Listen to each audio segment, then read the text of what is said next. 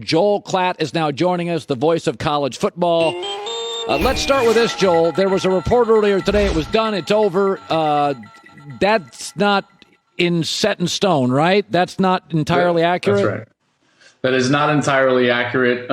There have been some speculation that tonight's meeting will provide some finality to the decision.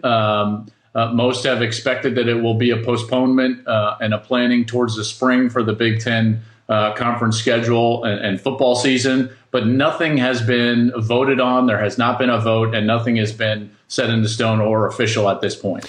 So stars yesterday, some big stars came out and said, we are united, we want to play. Do you believe that, as a former college football player, do you believe players mostly do want to play? Absolutely. I would put it somewhere. I've talked to, 6 or 7 different coaches, and all of them have taken straw polls amongst their team about, who wants to play, who's undecided, and who definitely does not. And what you're seeing right now is about 85 to 90% of the players will raise their hand and say, we want to play. There's usually about 1 to 3% of the players that say, we don't know, we need more information. And then somewhere just over 5% of the players, maybe just under 10% of the players that would just say, hey, we would rather opt out. So I think the overwhelming majority of football players are looking to their leaders, the administrators, their presidents, to provide them options in order to play this fall. And right now, it doesn't seem like that's happening. And I think that that's really frustrating a lot of these players, which is why you've seen this prominent push, in particular by Fields and Lawrence, who have become great leaders in this, to say, hey, listen, we want to play football, and we stand united together in that sentiment. So why in the course, Joy and I were talking about this, it was like we have college football, they're making the schedules, okay, season's canceled. Like what happened in the last 2 days? What is it? Well, I think that, might be a bad analogy, but, listen, you love analogies. So, my wife was in business-to-business sales when we first got married. She would sell copiers, right? And that's not an easy sale. You got to walk in and you got to find the decision maker. That was the key point when she walked into a business, was you got to find the decision maker. Anybody in sales knows exactly what I'm talking about. And I think what you're seeing right now is that the decision maker is finally at the table, and that's the president. So the coaches and the ADs and even the conference commissioners can talk all they want about their efforts and what they want to do from a planning perspective and the procedure perspective in order to play. But really, this lies with the university presidents. And as the decision makers get to the table, they're not being truthful, Colin. Okay, let's be very clear about what's going on. If they were actually concerned about the health and well-being of the student athlete, the athlete and the football player in this case, they would want to keep them within the structure, procedures, and protocols of a football season. Okay, what they're most concerned with right now is liability, and then right under that is the Players United front that has started to come up in terms of a unionization of the players. That's what's driving most of their decisions, the presidents. Liability, the ever-increasing plaintiff lawyer community it's frothing at the mouth to bring lawsuits against conferences and universities. And that's what the presidents are scared of right now, because the health and safety aspect, it's really not holding much water, because if you're going to put a player through testing protocols, have the medical care right there, even when things are being brought to the forefront, like these potential heart conditions that could be harmful in a long term, well, it'd be much better to know if you had the virus than to get the care needed right away with things like an EKG, rather than just going about your everyday life outside of football structure, not knowing if you had the disease, in particular if you were an asymptomatic case, potentially being in a multi-generational home, and not knowing if you did have that underlying heart condition. So it just doesn't hold water whatsoever that they would cancel the season in order to benefit the health and safety of the player. If they did that in the name of health and safety, they would actually be doing the exact opposite. And that's not even getting into the mental health aspects of potential substance abuse, the fact that this age group in America, the second leading cause of death in this age group, the college age group, is suicide. We're not talking about the loss of opportunity for tens of thousands of scholarships. I think that this decision would be the wrong decision, and it would be based out of fear of liability and the fear of player unionization. I would watch spring football. I think it's doable. I do worry about spring football is really not in the spring. It'd be January, February, early March. That's flu season. If we don't have a vaccine, that's flu season. That's COVID. Flu is rough on kids. COVID rough on older people. You could just have a mess if we didn't have a vaccine.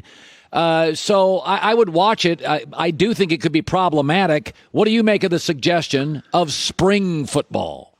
Well, I think that let's just start with this.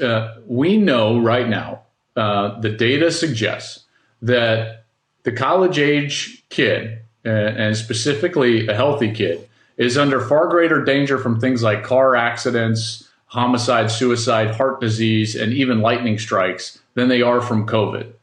I would make an argument that trying to play a spring football season and doing to your body what a football season does, and then trying to back that up again with a fall season in 2021 would be more detrimental to the health of the player than trying to play this fall. So with that as the background, and I've told that to you before, with that as the background, if there are plans to move to the spring, I believe that it would have to be a reduced season, somewhere in the 6, 7, maybe max 8 game range. I think that it could happen. I think that it could be possible. One of the things that I've heard floated out there as an idea, and I can't take full credit because I heard it earlier today, but is you could make matchups that were more attractive, and it wouldn't have to necessarily be just playing within your conference. And so maybe we could get the USC, Alabama, and maybe we could have Ohio State play, Georgia or something along those lines to increase the visibility and marketability of a spring season. But keep in mind, the players that have any option to go to the NFL will be out. So it will be virtually like a spring season for a preseason of 2021. Yeah, I'm okay with that. If Alabama loses 6 or 7 guys, they're still Alabama. Their backups are better than 90% of college football starters. Finally, if I had to say guess today, Klatt, I still am 50-50 on the SEC. I think they're going to bulldoze their way through it. But, that's not informational. That's just opinion. If I said to you this morning, are we going to have college football? Who's going to play? Who's not?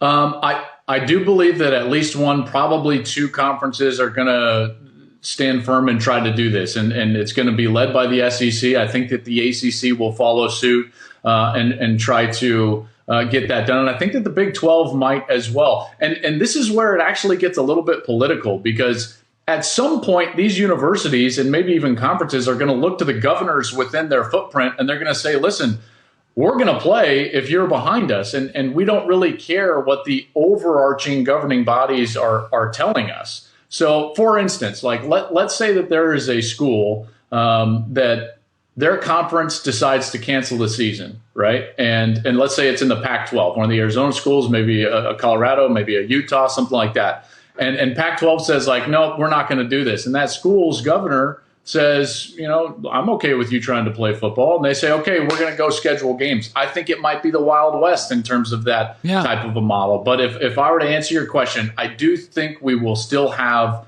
a conference, maybe 2, try to stand up and try to move forward in the fall. But it's going to be awfully hard if that first domino tonight falls with the Big Ten. Okay, so I started my show today saying this. I've never figured out why college football doesn't have a commissioner. For years and years, I grew up with boxing. But boxing had promoters, all self-serving promoters trying to get rich. And then here came UFC, this young fledgling sport that had Dana White. So they had a centralized voice. And you could argue, I can watch a 30-year-old Muhammad Ali fight. I don't think I'd ever sit down and watch a 30-year-old UFC fight. So you can't tell me UFC rose simply because it's better. That's an argument. But it did rise because it had leadership, and really strong leadership, and boxing didn't. So the NFL's got a commissioner and a singular voice and a union leader. Why doesn't college football have like a president? It's a $2-3 billion a year sport. If they had a president and these guys were aligned, you'd have an actual plan. It's just not everybody fighting for themselves. You're absolutely right. And preaching to the choir, I completely agree with you. I think that there needs to be an overarching governing body of college football.